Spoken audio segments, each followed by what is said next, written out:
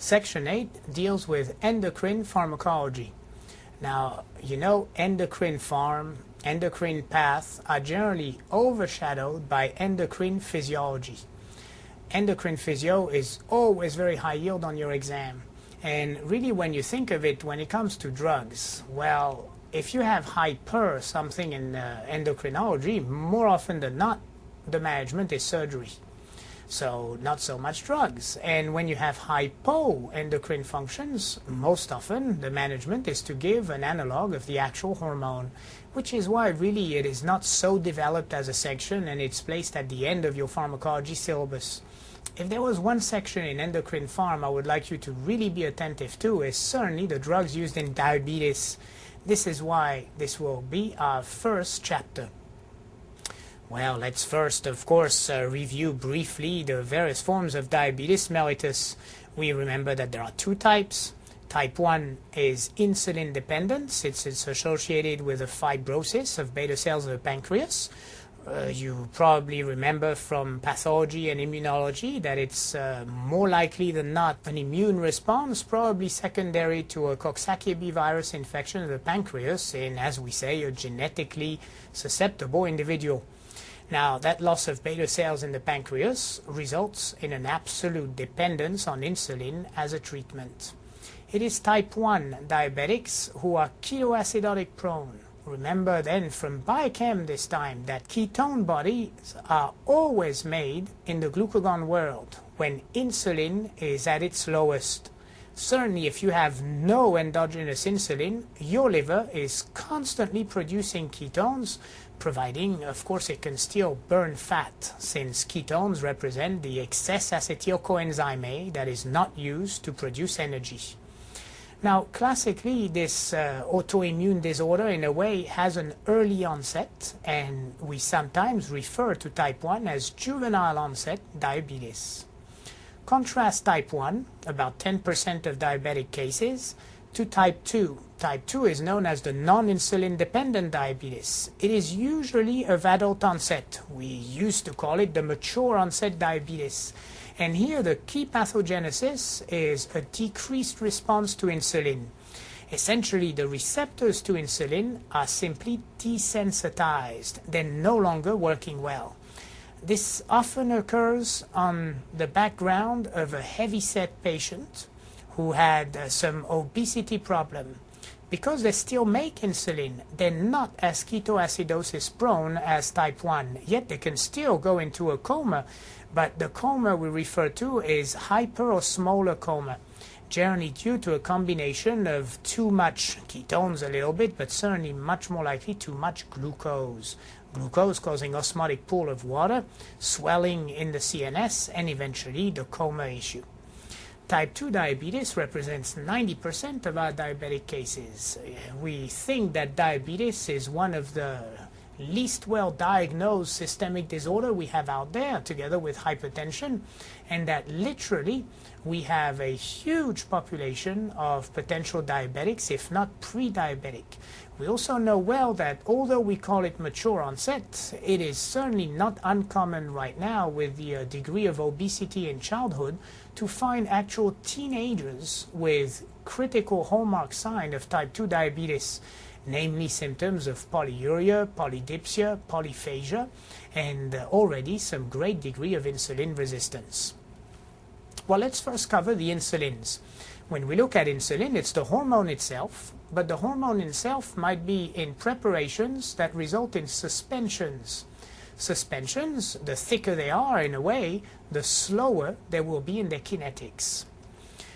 If we look at a kinetic table, we see that Lispro and regular insulin are the IV form of insulin, therefore those are not suspension, they're solution. Thanks to this, these are insulins with extremely rapid onset, within half hour generally, with a quick peak effect that occurs within 1, 2, 3 hours and a short duration of action. We then have the suspensions, and here we just give you two amongst many. Suspensions often tell you in the name how slow they would be. For instance, there are semi-lenti, lenti, and ultra-lenti forms of insulin. Those depend on the concentration of complexing agent to make them suspensions. The more complexing agent, the slower the insulin. A lenti generally has an onset deferred to several hours and a peak effect that occurs within 8 to 12 hours. It rarely lasts more than a day. An ultra lenti would be used to have a baseline insulin level in a diabetic patient, since it really has a very late peak effect and a duration that extends beyond a day. We know that diabetics are taught to mix these insulin preparations accordingly, and very quickly they learn the dosages that are relevant based on the type of eating that they're about to do, particularly based on the amount of carbohydrates they're about to ingest. Contrast to insulin, the oral hypoglycemians. In the oral hypoglycemian for your exam, focus very well on sulfonylurea's mechanism of action. I often hear as a feedback from students that they would have this mechanism or the diagram pretty much integrally on the exam. Now, the diagram called mode of action of sulfonylurea represents a beta cell of the pancreas. Let's first review how insulin is released from those beta cells of the pancreas. Insulin should only be released in situations of hyperglycemia. Hyperglycemia will allow glucose to get into the beta cell and be metabolized through glycolysis, PDH, Krebs cycle, and electron transport chain to produce ATP. Why only in situation of hyperglycemia would I have sufficient glucose to raise ATP inside the cell? It is all behind the type of glucose transporter we have in beta cells.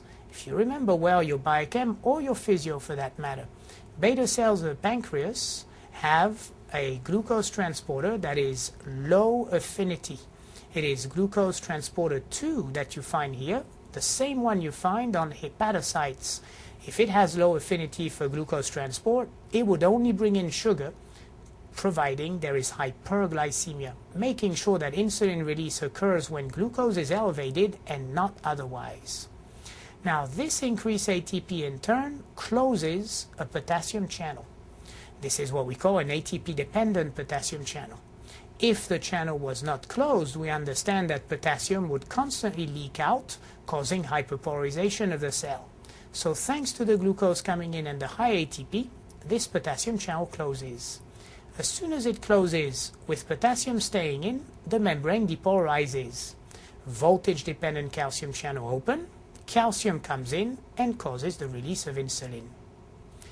Well, sulfonylureas are drugs that will mimic the ATP. Sulfonylureas block those potassium channels, depolarizing the cell, causing calcium entry and insulin release in the patient. Obviously, if they work by increasing insulin release, in turn, we know they will cause a decreased glucagon release and potentially, supposedly, increase insulin receptor sensitivity.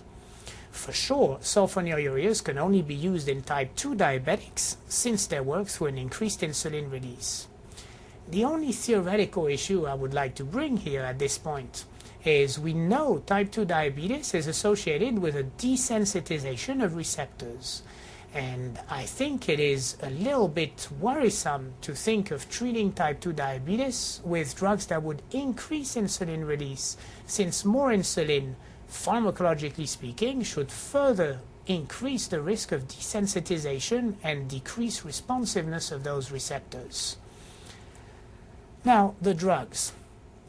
Now, in case you don't like using the diagram, in words underneath your diagram, you would find that the mechanism of action, once again, of oral sulfonylurea is to block potassium channel.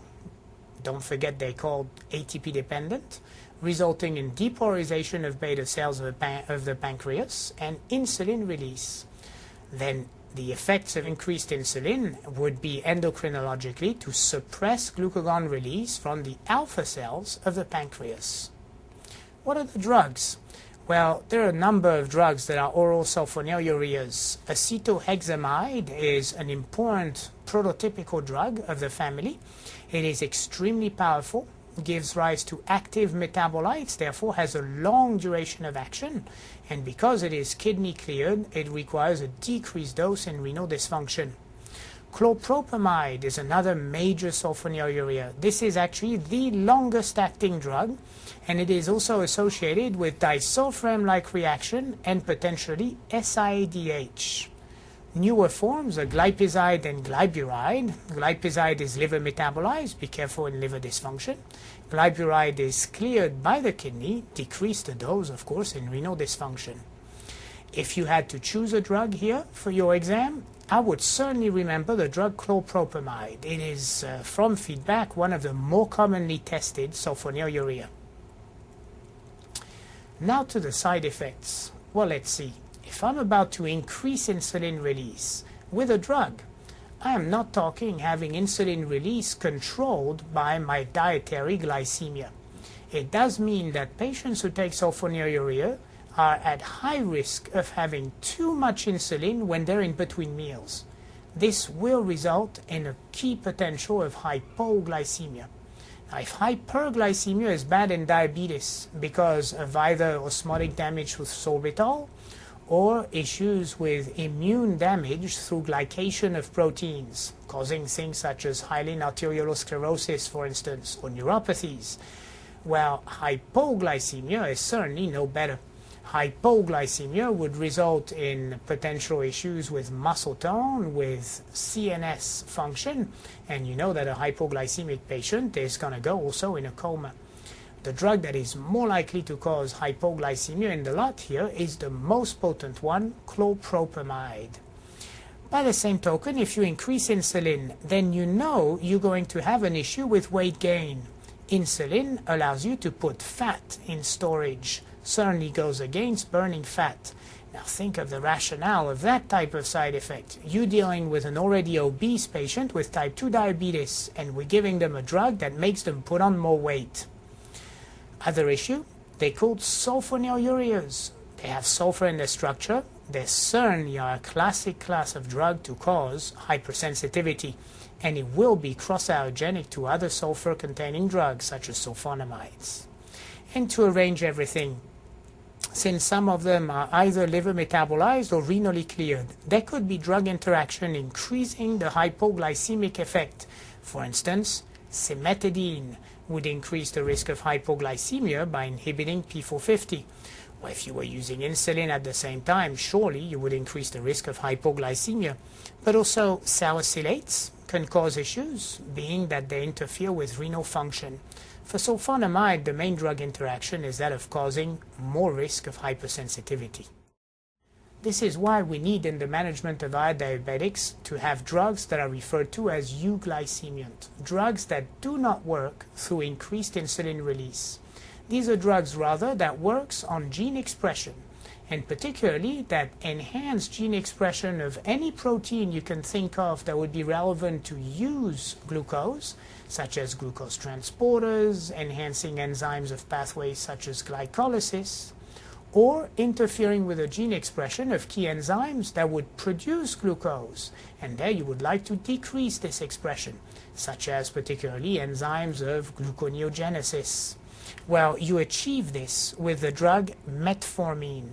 Metformin is called euglycemic. It decreases postprandial glucose level, but will never cause hypoglycemia or weight gain because it does not work through increased insulin release. What it seems to do, although it's unknown how it achieves it, is to increase the tissue sensitivity to insulin, particularly by decreasing glycememia.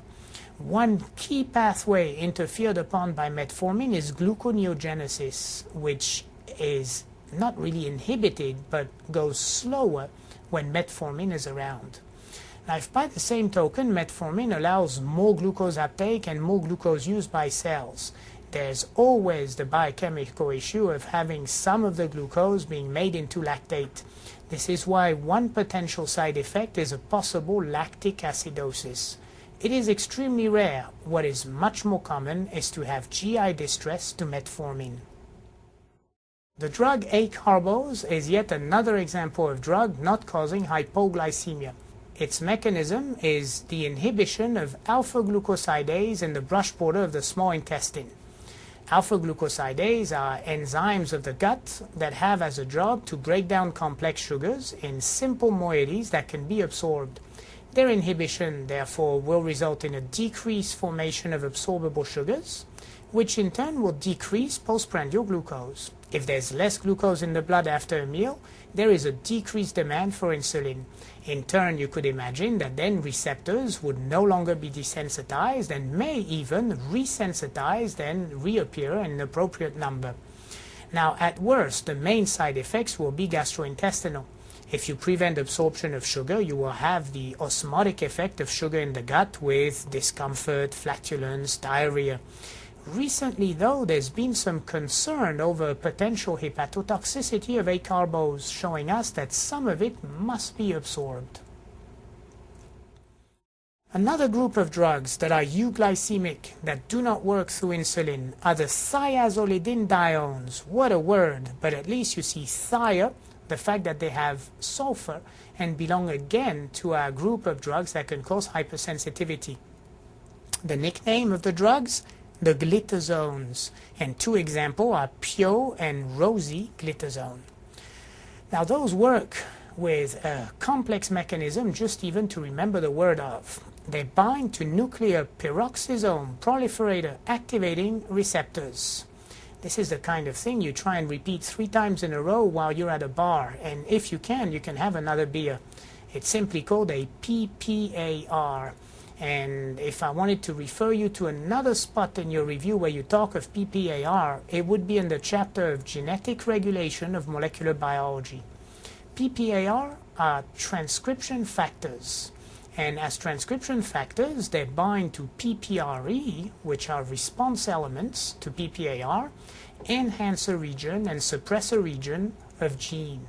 These are molecules, therefore, that will actually change gene expression of protein.